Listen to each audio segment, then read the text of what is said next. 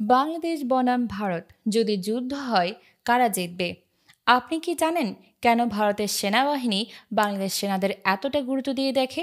ভারতের সীমান্তরক্ষী বাহিনীর চেয়ে বাংলাদেশ বর্ডার গার্ড বিজিবি কি সত্যিই বেশি শক্তিশালী?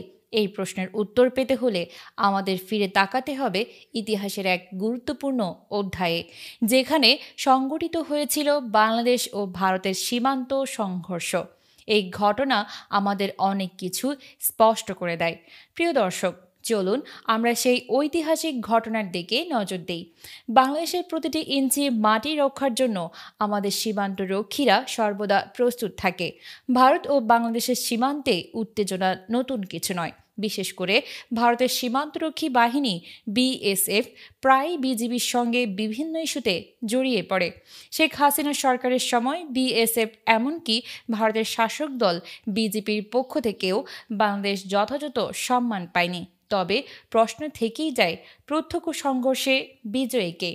যদি বলা হয় বাংলাদেশের সীমান্তরক্ষী বাহিনী বিজিবি ভারতের বিএসএফের চেয়ে বেশি দক্ষ ও শক্তিশালী, আপনি হয়তো প্রথমে তা বিশ্বাস করবেন না।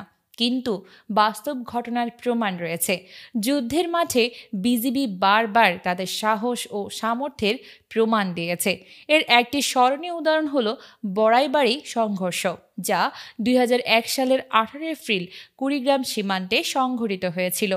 রাতের আঁধারে ভারতের সীমান্তরক্ষী বাহিনী বেআইনিভাবে বাংলাদেশের ভূখণ্ডে প্রবেশ করে।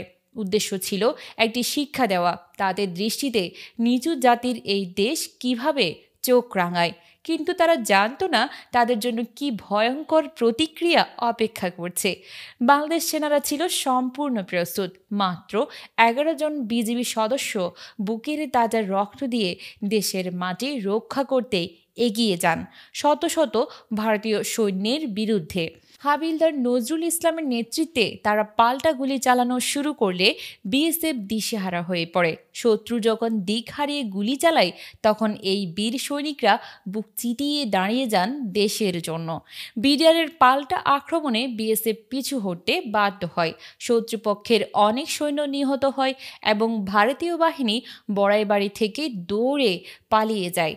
সেই রাতে তারা কয়েকটি গ্রামের বাড়িঘরে আগুন লাগিয়েছিল, মর্টার হামলাও চালিয়েছিল, তবু কিছুই তাদের রক্ষা করতে পারেনি। পরবর্তীতে ময়মনসিংহ, জামালপুর ও রংপুর থেকে অতিরিক্ত বিজিবি সদস্যরা এসে পরিস্থিতি পুরোপুরি বাংলাদেশের নিয়ন্ত্রণে নিয়ে নেয়।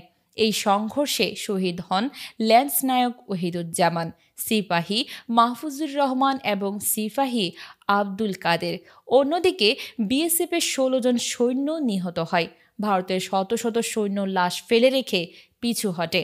এই যুদ্ধ আজও বড়াইবাড়ি মানুষের হৃদয়ে গর্ব ও আতঙ্ক দুটোই জাগিয়ে তোলে।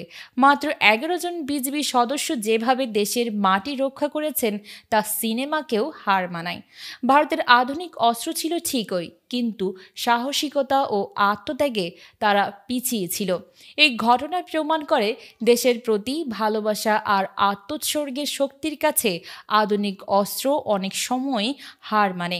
শেখ হাসিনা সরকারের পর বিজিবি আরও শক্তিশালী হয়েছে, আরও সংগঠিত হয়েছে। আজও তারা সীমান্ত রক্ষায় বীরত্বের উত্তরসূরি হিসেবে কাজ করছে, অতন্ত্র প্রহরীর মতো। এই প্রতিবেদনটি একটি ঐতিহাসিক ঘটনার ভিত্তিতে তৈরি তথ্যভিত্তিক বর্ণনা। এর উদ্দেশ্য কোনো জাতি বা বাহিনীকে হেয় করা নয়, বরং সত্য ঘটনা তুলে ধরা।